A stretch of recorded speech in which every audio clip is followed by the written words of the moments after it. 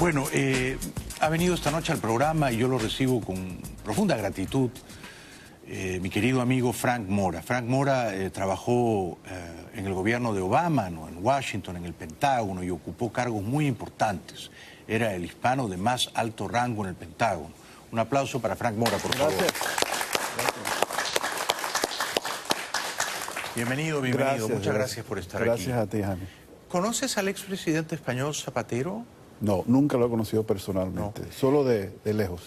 De lejos. Él dice que ha ido 37 veces a Venezuela en los últimos 4 años y que por eso él conoce el caso venezolano mejor que nadie y que él recomienda muy fuertemente la negociación y el diálogo. ¿Cuál es tu impresión de eso, Frank? Mira, el diálogo con Nicolás Maduro y Diosdado Cabello yo creo que no es viable. ¿Por qué? Porque han demostrado ya en muchas ocasiones, incluyendo la que participó el ex primer ministro Zapatero, de que esto es simplemente una táctica para pasar el tiempo. Una táctica dilatoria. Aquello ocurrió en Santo Domingo y hubo 9 rondas de negociación. No, y otros más después, sí, ¿no? Sí. Entonces no hay seriedad en eso. Pero te digo una cosa que creo que el gobierno del presidente Trump está siguiendo, y es la posibilidad de negociar con otros dentro del régimen chavista. Por ejemplo, ¿quiénes? No sé, me da la impresión que después del 30 o durante el 30 de abril había gente que estaban hablando dentro de las Fuerzas Armadas. Sí. Había gente dentro del mismo gobierno bolivariano, porque la idea es crear la fisura, ¿no? Un golpe de Estado de palacio, sí, para separar a Nicolás Maduro y Diosdado Cabello del poder, para entonces ellos negociar con Guaidó. Eso es algo que quizás no quisiéramos, pero que es necesario para salir de esta crisis en que estamos. Comprendo. Antes de ir a eso, y solo para marginalmente salir del tema Zapatero, ¿por qué crees que Zapatero dice lo que dice? ¿Por qué él no entiende lo que tú acabas de denunciar, que el diálogo con Maduro y Cabello no es viable? ¿Por qué? Mira, yo creo que el antiamericanismo es algo serio. Sí. Y yo realmente pienso son complejos ideológicos. Sí. Es algo que está en su ADN, sí, que no lo puede sacar. No creo que hay razones de poder político ni de dinero, sino simplemente tomar la postura, no importa la postura, contra el imperio, contra el poder hegemónico. Sí.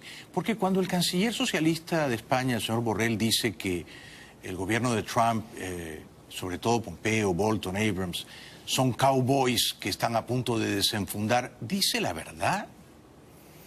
¿Tú lo ves así? No lo van a hacer. Lo que sí han visto es el discurso belicista que a veces se ve de algunos cuando dicen opción militar, todas las opciones sobre la mesa, la manera de tratar de intimidar para forzar a las Fuerzas Armadas a hacer un cambio. Yo creo que ese es parte del discurso, porque tú, como bien dijiste, la apuesta que hizo el gobierno de Estados Unidos y el Grupo de Lima es que las Fuerzas Armadas iban a resolver el problema. Sí.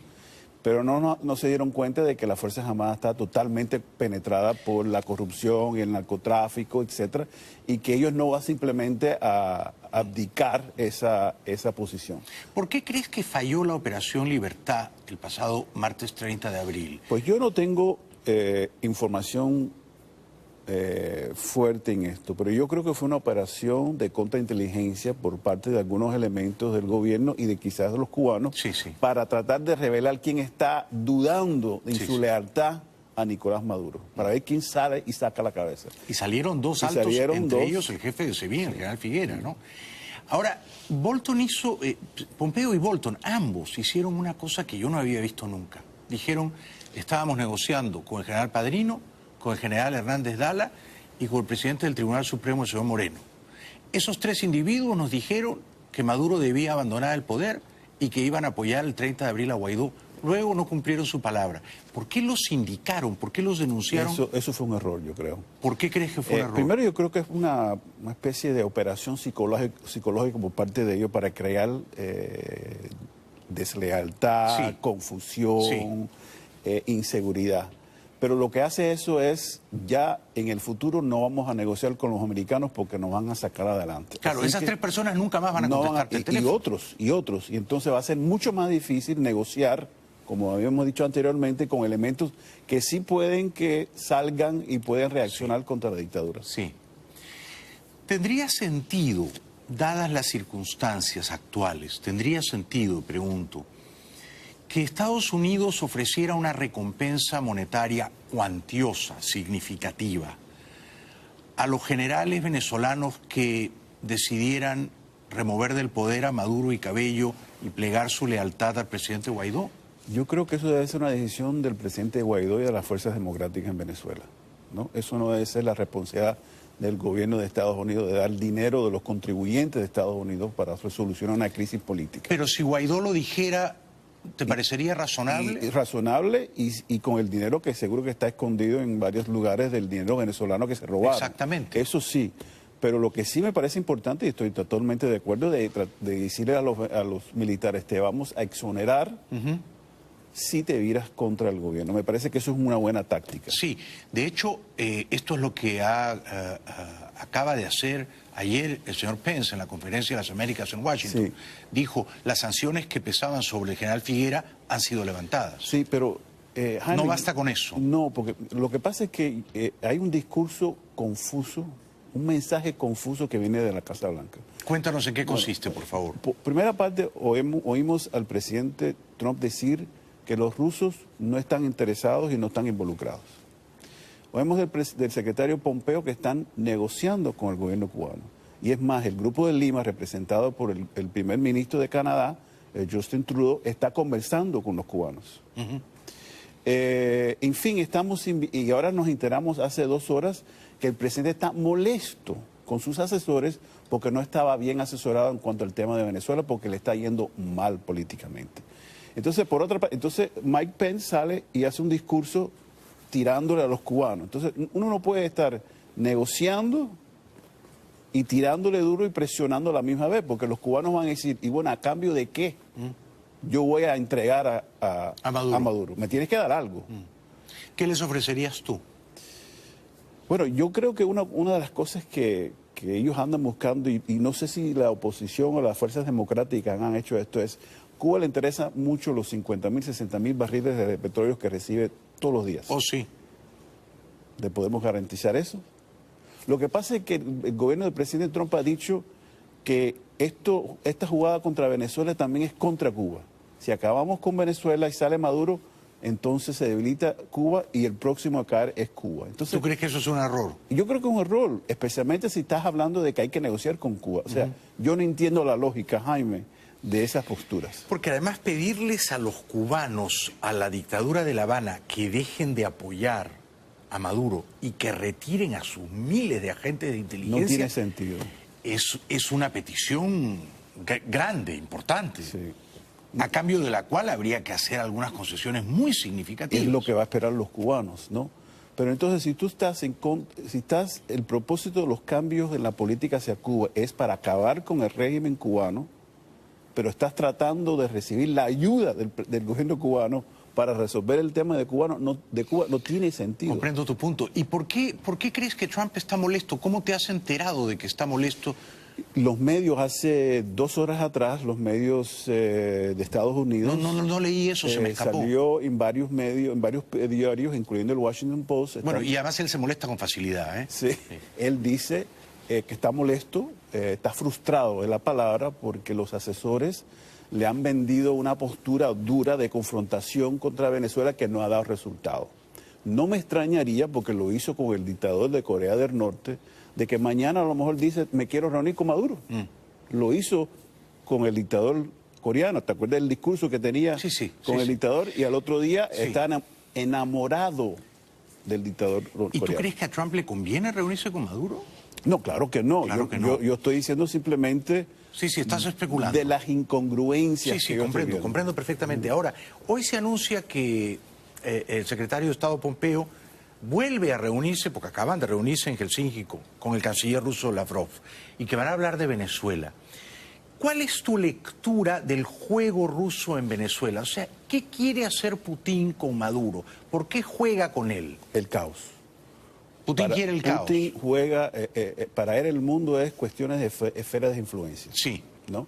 Y Ucrania está entre la esfera de influencia de él. Y nosotros nos estamos metiendo en Exacto. Ucrania. Entonces, para él Venezuela está dentro de la esfera de influencia de Estados Unidos y él le va a meter el dedo en el ojo a los Estados Unidos y crear caos, dificultades para Estados Unidos en el hemisferio. Con lo cual tú entenderías que si el secretario Pompeo le dice, nosotros nos vamos a replegar del todo de Kiev, de Ucrania, a cambio de que ustedes se replieguen del todo de Venezuela, ¿ese podría ser un acuerdo? Podría, o Siria también podría estar en juego. Lo importante y lo interesante de esto es que ahora Venezuela es un juego geopolítico a un nivel global. Sí. Y eso es lamentable, porque esto se debe tratar del pueblo venezolano, de la tragedia del pueblo venezolano. Exacto. Y esto no debe ser un juego entre los dos líderes mundiales o dos o tres líderes mundiales jugando las fichas geopolíticas del mundo. Sí. Pero entonces está claro para ti que lo que hace en ese tablero de ajedrez Putin es hackear desde Venezuela a Washington para que a cambio Washington entregue una pieza, Ucrania o Siria, aunque en Siria realmente la presencia militar de Estados Unidos es insignificante. Ahí ya ganó Putin, ¿no? Sí, ahí está ganando Putin. Ahí ya ganó. Sí. Pero ni siquiera es a cambio de nada, simplemente yo creo que la política de Putin es crearle dificultades en partes claves del mundo donde Estados Unidos tiene grandes influencias. Exacto. ¿No? El tema de desinformación, el tema del fake news que entra a Rusia es eso. Sí. Porque realmente es increíble que Rusia no, si tú lo ves, no es un poder mundial, es un país pobre, con serios problemas demográficos. Y sin embargo... Y unas Fuerzas Armadas, una fracción de lo que era durante... Pero sin embargo... Maneja la propaganda. Excelente. Lo hace muy bien. Y utiliza los medios sociales, la desinformación, la propaganda, para crear confusión en el mundo democrático. Absolutamente, absolutamente. Vamos un segundo a la publicidad y después de la pausa te voy a preguntar qué consejos le darías al presidente Guaidó. Regresamos con Frank Mora. Frank Mora era el hispano de más alto rango en el Pentágono, ¿no? Que es el Ministerio de Defensa, el lugar desde el cual se planean las operaciones militares, la guerra. O sea, que no es un señor que está de paso por acá y se ha tomado 3 cafés en la carreta y quiere gobernar el mundo, no. Él ha estado en el centro mismo del poder y entonces sabe. Un aplauso para él. Bueno, estoy conversando con Frank Mora, que tuvo altísimos cargos en el gobierno de Obama, que ahora, al fin, está en la leal oposición. Y el tema que convoca su presencia es, por supuesto, la crisis venezolana, ¿no? ¿Qué más podemos hacer? ¿Qué consejos le darías a Guaidó? ¿Crees que en general está haciendo las cosas bien? ¿Crees que debería ir a Washington a reunirse con Trump? No, no creo que es necesario. Yo creo que lo importante es quedarse en Venezuela, mantener a las fuerzas democráticas unidas e enfrentadas a la dictadura. Esto es un proceso largo. Yo entiendo la crisis humanitaria y queremos una solución ya, pero hay que tener un poco de paciencia, hay que ser persistente. Sí, y él lo es. Claro. ¿En general dirías que está haciendo bien los deberes? Yo creo que sí. O sea, el 30 de abril me sorprendió un poco porque él llama a los militares. Cuando uno sabe que los militares están con él, uno llama a los militares a que salgan, ¿no? Me pareció un poco improvisado. Salieron, al fin y al cabo, realmente no, a pesar de lo que dijo el canciller español, no fue ningún golpe porque los militares no salieron. No salió. No salió. Y entonces esa parte de planificación quizás fue una operación de contrainteligencia que fue engañado. Eso es una posibilidad. ¿Crees que fue precipitado liberar a Leopoldo López? Eso no sé, Jaime, no sé. Yo pienso que Leopoldo quiso estar ahí en el centro mismo de la foto. Él pensó, salen los militares, sale Padrino, vamos a Miraflores y yo quiero estar allí, ¿no? Es que Leopoldo López es una persona que polariza. Y yo no creo que las Fuerzas Armadas confían en él. De hecho, no toda la oposición tampoco confía en él. Entonces él es una persona que puede polarizar. Puede ser que sea eso un error estratégico de Guaidó. Pero me sorprendió lo que me pareció en ese momento un poco improvisado. Porque Guaidó estaba esperando en un determinado lugar a que vinieran los generales. Porque estaba convencido. Claro, porque había un acuerdo. Había un acuerdo. Que la otra parte no... No había escrito nadie, no había firmado nada, y entonces... La lección, si acaso, sería la próxima vez... No esperes tú, que te esperen ellos a ti. Exactamente. ¿No? Tienes que tener más garantías. Que ellos hagan primero el trabajo. Y entonces tú... Y luego tú vas. Claro. ¿No? Ahora, en cuanto a lo de Leopoldo, el canciller Borrell salió a decir un ratito, señor López, usted está en la embajada española en Caracas y usted no puede convertir a la embajada en un centro de activismo político, no puede dar ruedas de prensa y entrevistas. ¿Tiene razón el canciller? Sí, bajo derecho internacional es así. Pero suena un poco feo, ¿no, Frank? Lo que no debe decirlo en público, lo que se lo debe decir a Leopoldo y decirle, Leopoldo, por favor, no hagas más declaraciones políticas dentro de la embajada. Porque lo mandó a callar y entonces uno dice, bueno, Borrell está haciendo con Leopoldo lo mismo que Maduro hacía con el pobre López en su casa. Pero no se hace en público. No. No se le hace en público. Fue muy rudo, ¿no? Claro. Lo que le dice al embajador, el que esté jefe de misión, que por favor no salga a hacer declaraciones, porque España quizás no quiere meterse en más de lo que parece. ¿Y a López le convendría pedir asilo e irse a España? Bueno, no sé, él tiene aspiraciones políticas. Sí, él ha dicho que no se quiere ir. Y él no se quiere ir en varias ocasiones, ¿no? Y es probable que no, pero yo dudo que va a seguir haciendo declaraciones políticas desde la embajada española. Comprendo, comprendo. ¿Tú crees que Guaidó debería pedirle a la América Libre, no digo Washington, digo la América Libre, que haga un esfuerzo para construir capacidades, como dice él, que puedan luego traducirse en, invocando el famoso artículo 187, numeral 11 de la Constitución venezolana, en una suerte de misiones de paz extranjeras que vengan a socorrer al pueblo venezolano? ¿Crees que el presidente debería pedir ese auxilio? No lo debes pedir si no está garantizado o seguro que la gente van a responder de una manera positiva. Ese es tu punto la otra vez y ese es tu punto ahora. El Grupo de Lima ha dicho ya en por lo menos 2 ocasiones que aunque apoya mucho a Guaidó y todo el esfuerzo que está haciendo, no apoya una intervención militar en Venezuela. Y Estados Unidos tampoco, a pesar del discurso que se oye, yo te puedo decir que el Pentágono no está pensando en eso, no creo que esté interesado en una operación militar. ¿No? ¿Conoces a Patrick Shanahan? No, a él no lo conozco, es el secretario... pero conozco a la gente en uniformes, ¿no?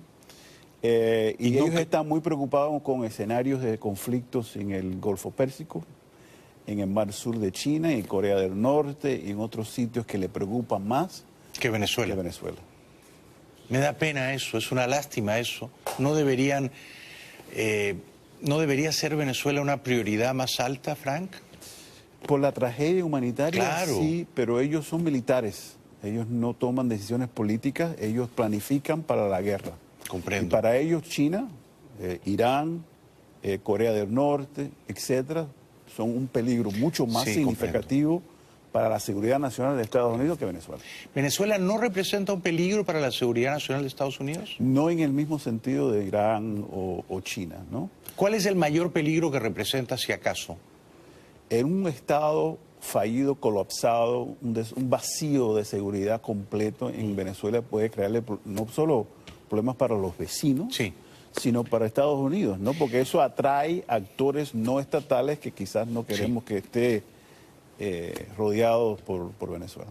Yo estuve en días pasados en Bogotá y casi todos mis interlocutores, periodistas, columnistas de opinión, políticos poderosos, todos estaban en contra de una intervención militar en Venezuela. Básicamente esgrimían el argumento de que eso comienza rápido, pero luego uno nunca sabe cómo termina, es fácil entrar y no es fácil salir deprisa. Sin embargo, ¿no crees que una intervención militar, si está bien diseñada, podría ser rápida y corta y eficaz? No hay ninguna operación militar que sea bien diseñada. ¿Por qué crees eso? En el momento que tú entras en conflictos, hay cosas que ocurren que tú no puedes controlar. Es el caos. El caos, ¿no? Y entonces lo que ocurre en una operación militar, yo creo que lo ocurriría en Venezuela es una ocupación militar, porque cuando las Fuerzas Armadas de Estados Unidos entran no simplemente tirando aquí y allá, sino van a neutralizar todo, van a acabar con todo. No van a dejar al enemigo que tenga una oportunidad de matar a un soldado.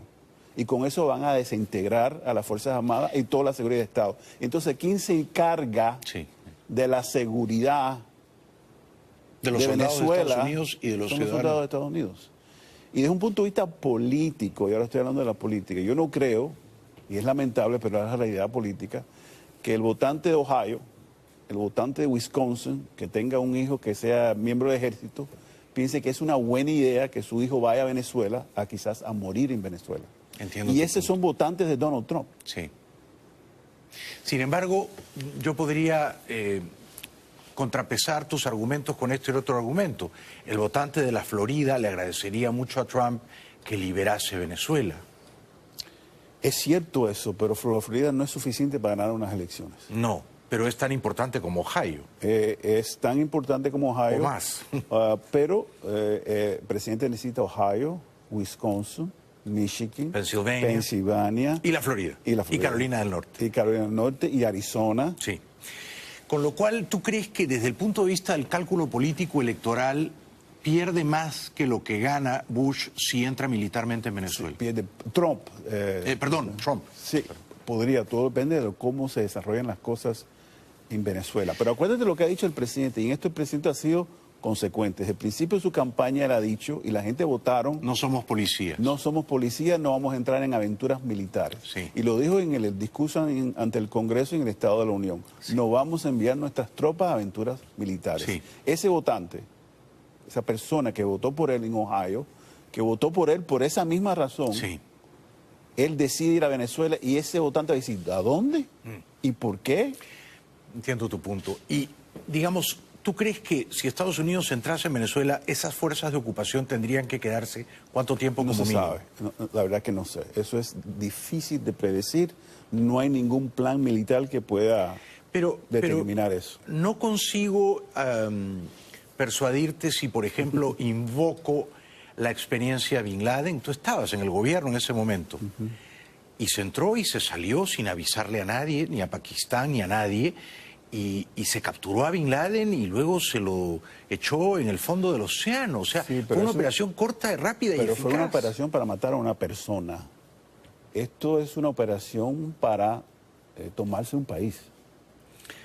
Y si basta con aprehender, con capturar a 8 o 10 personas encausadas todas criminalmente por el Departamento de Justicia y no las matas y las traes acá para ser juzgadas, digamos, como el Chapo, ¿no crees que al capturar a esas 8 o 10 personas ya está?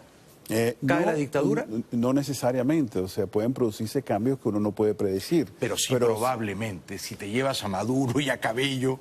Bueno, sería una operación militar bastante sofisticada, ¿no? Acuérdate que esto no es cuestión de las películas en operaciones militares. No es tan fácil como lo de Bin Laden. No es tan fácil como uno piensa.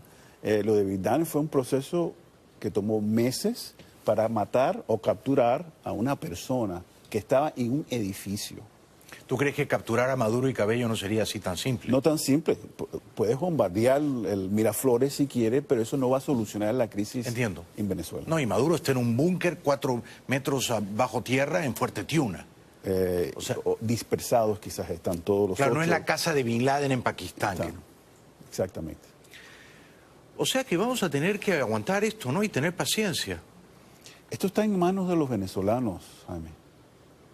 Pero ¿cómo los ayudamos nosotros? Lo estamos ayudando. Todas estas presiones y sanciones económicas, el aislamiento del régimen, esto, pero lo que pasa es que nosotros queremos el resultado mañana. Sí, somos impacientes, claro. Y yo lo entiendo por el sufrimiento del pueblo venezolano, eso es totalmente entendido. Pero esto toma tiempo porque el régimen no simplemente va a ceder.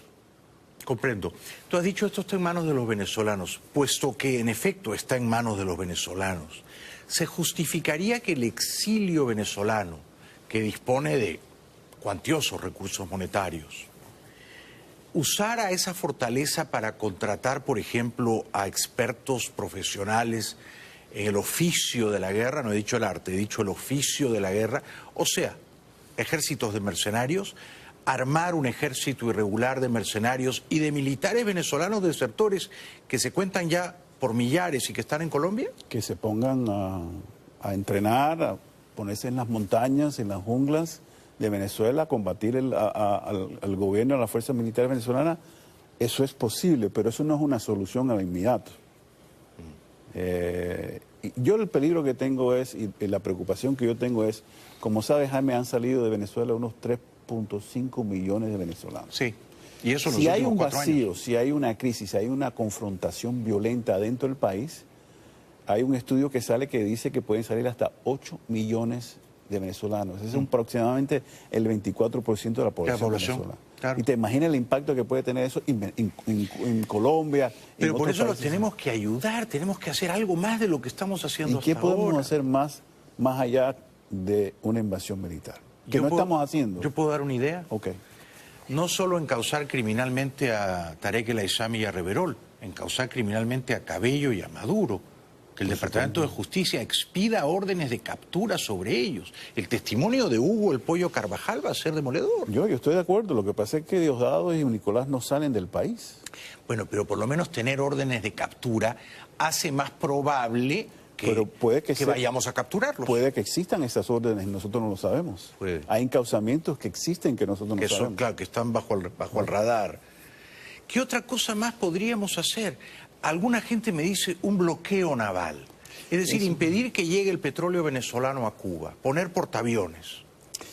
Pues eso es una opción que yo he oído, ¿no? Lo que yo he oído es que las Fuerzas Armadas de Estados Unidos, o mejor digo, la Armada, Sí, la Marina de la Marina. cuando salga un buque de estos grandes con petróleo, simplemente secuestrarlo. No es una mala idea. Eso es lo que se está manejando. Yo he oído eso en las conversaciones. O sea, tus fuentes se han corroborado. No he dicho eso. Pero es algo que se habla en las esferas de esto. Y todo hay un problema de derecho internacional y las compañías que reciben, etcétera, etcétera. Pero de eso se ha hablado en las esferas. En las esferas del Pentágono. Dos preguntas para terminar. Porque tú los conoces a estos muchachos. Bolton, Elliot Abrams, Pompeo. ¿Están locos, como dice Maduro? No están locos, lo que están improvisando. Son muy improvisados. Muy improvisados, porque tuvieron un esfuerzo, hicieron una apuesta, no le dio resultados y se está complicando con el tiempo y no saben qué hacer. Están desesperados y están diciendo cosas, francamente, que son unos disparates. Entonces, esta cuestión de seguir hablando de que todas las opciones estaban venezolanas, ¿cuántas veces uno dice eso cuando el venezolano y el cubano dice, pues esto es un bluff, esto es un engaño, no es en serio? Sí, de hecho se notó un poco la improvisación el 23 de febrero con la ayuda humanitaria. O sea, tú no dices voy a entrar y luego no entras, ¿no? Ahora, la credibilidad de Estados Unidos está en juego. Claro. ¿Cuál es el juego de Cabello? O sea, tú que has estado en el Pentágono, ¿no? Yo reporté el otro día que, y esto es real, que el sábado 4 de mayo Maduro se iba a subir a un helicóptero presidencial, no se subió a ese, se subió a otro helicóptero VIP, porque iban a un ejercicio militar en un lugar llamado Pao, Cojedes, y se cayó el helicóptero donde iba él, donde se suponía que iba a ir él. Entonces Maduro debe estar asustado. Y a todo esto, Cabello, ¿qué crees que está pensando? ¿Será que Cabello está pensando hay que sacarnos de encima a Maduro? No sé, o sea, él está muy vinculado, el futuro de él está vinculado a Maduro. Yo no creo que él puede decir, yo echo a Maduro y me quedo como presidente y todo va a estar bien. ¿No crees que él esté conspirando contra Maduro? No quiere decir que él se va bien, que le gusta, que admira a Maduro. No, claro, no. Pero él está jugando el juego de sobrevivir. Pero tú todos decías, están para sobrevivir. Pero cuando tú decías provocar una fisura entre ellos... No es entre Maduro y Diosdado, sino entre Maduro, Diosdado y otros. Y otros. Que estén en la prostituyente, como acaba de decir. Sí, la prostituyente o en las fuerzas militares. Especialmente en las fuerzas militares. Exacto. Frank Mora, eso siempre es un grandísimo placer, aunque me quedo siempre profundamente abatido después de conversar contigo, porque claro, yo soy el optimismo afiebrado y tú traes esta especie de dosis de racionalidad fría, desnuda. Pero es buenísimo escucharte siempre. Gracias, un aplauso para Frank Mora, por favor. Gracias. Regresamos después de la pausa, ya volvemos.